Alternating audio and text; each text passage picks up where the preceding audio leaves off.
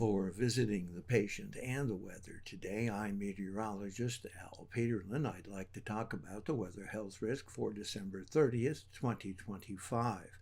We do keep additional graphics available at tpatw.com. And if you do shop Amazon, we have a storefront and patient weather on Amazon. Purchases made on Amazon through our storefront support the activities of the patient weather.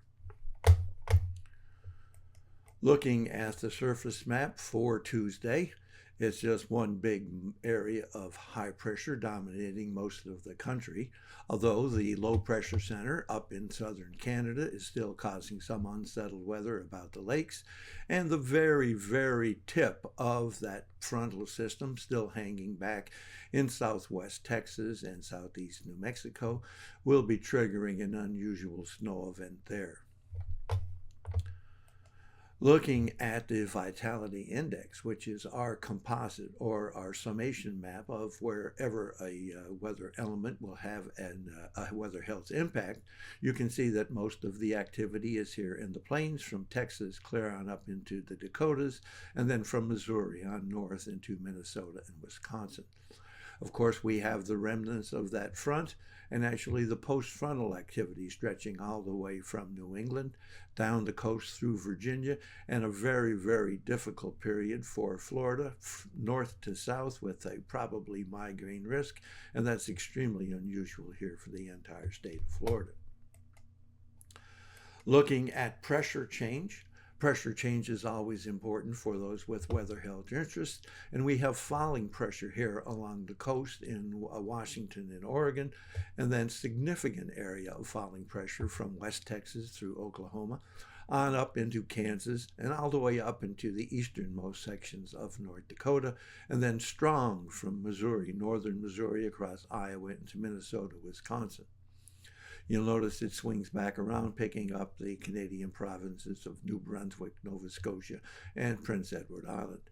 We have rising pressure here all the way from coastal Carolinas up through Virginia, up into extreme eastern Ohio, but Pennsylvania, New Jersey, Delaware, New York, all of New England.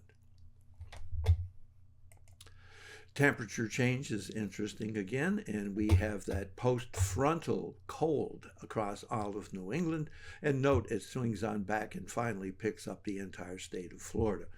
But at the same time, that high pressure and that return flow off the Gulf southerly winds will be warming everything up from Texas clear on up into the Dakotas, with a very nice warm up here in Iowa, Minnesota, Wisconsin. Dew point temperature change very much just confirms that issue. And note, though, we have some, again, rising dew point temperatures trying to flow back into Southern California. Vapor pressure, again, just confirms the same thing with that big dry out across Florida and some moisture trying to make it into the plains. Looking at POI, which is our measure of change in the atmospheric oxygen that's available, you'll see we have that migraine risk really sharp and strong across the state of Florida, picking up in southern Alabama, southern Georgia, across the Carolinas, becoming quite intense here in the middle Atlantic states, but very sharp from New York up across all of New England and the Canadian cities, almost from Windsor all the way up to Quebec.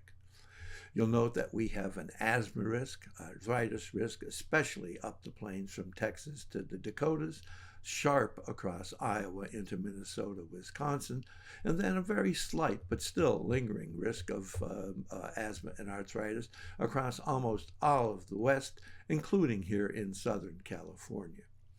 Thanks for visiting the patient and the weather today. Your comments are appreciated.